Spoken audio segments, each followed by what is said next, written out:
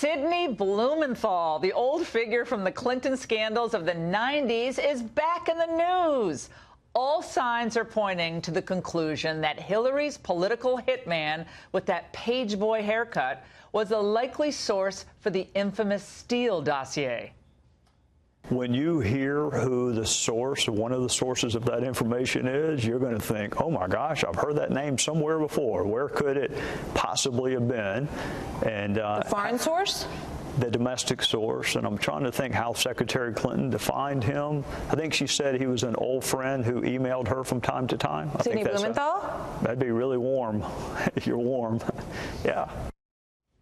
Now, recall that Sidney Blumenthal, once a lefty journalist for the Washington Post and the New Republic, worked alongside his old pal Paul BEGALA in the Clinton White House.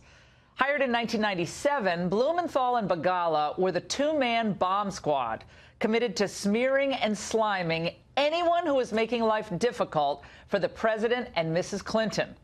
Sid was a prime grand jury witness during the Monica Lewinsky scandal and is credited with leaking nasty stories to the press at the time to defile the reputation of Special Prosecutor Ken Starr. Hold on to that thought. Blumenthal, affectionately known by his foes as Sid Vicious and not for his love of punk rock, was one of Hillary's most loyal enablers and fiercest attack dogs. As the ultimate Washington insider, he glommed on to the Clintons, and his association with them became the meal ticket that never ran out. Kind of think of it this way, like a maggot on a piece of rotting carrion, except nastier. Now, when it comes to the phony Steele dossier, I always knew something seemed odd, that the Clintons had more to do with it than just paying for it. One of her old henchmen might even be behind some of its most lurid details.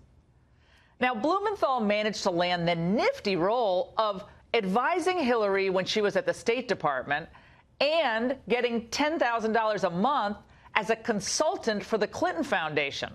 Now, what did he do for that 10 grand a month?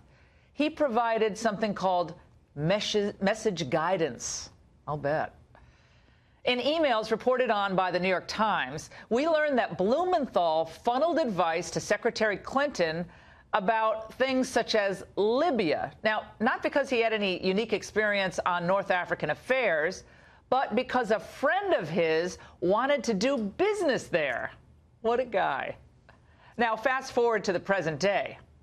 The Grassley-Graham criminal referral contains this. One memorandum by Mr. Steele that was not published by BuzzFeed is dated October 19, 2016.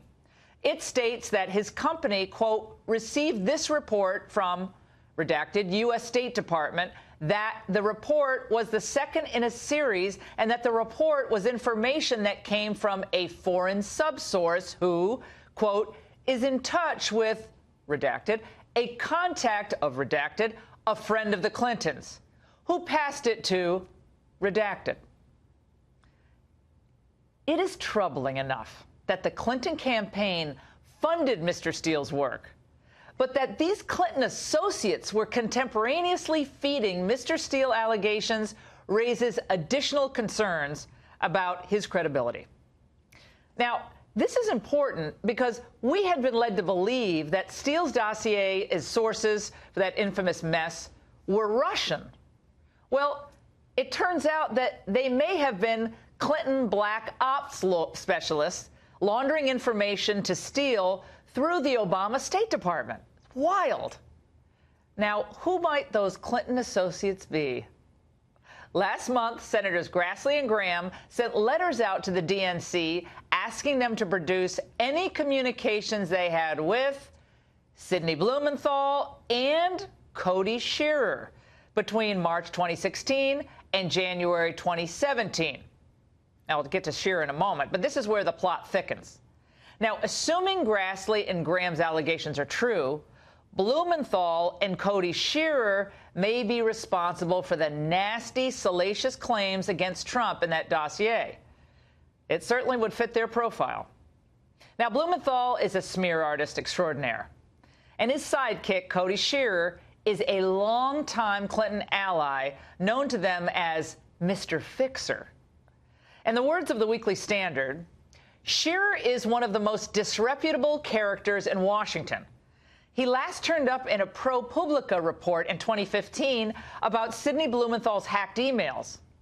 Now, those emails revealed that Shearer, get this, was running a, quote, secret spy network that fed Hillary Clinton information on Libya and Benghazi when she was Secretary of State. So he had been back-channeling information to the Obama State Department for a long time. Now, if these allegations that Blumenthal and Shearer were at least some of Steele's sources for that dossier, if that proves true, the Clintons' fingerprints, their closest associates, their hitmen fixers, are all over this thing. They funded the creation of the fake dossier, and then Mrs. Clinton's parasitic proxies fed information to Christopher Steele with one objective: destroy Donald Trump by any means necessary. And that's the angle.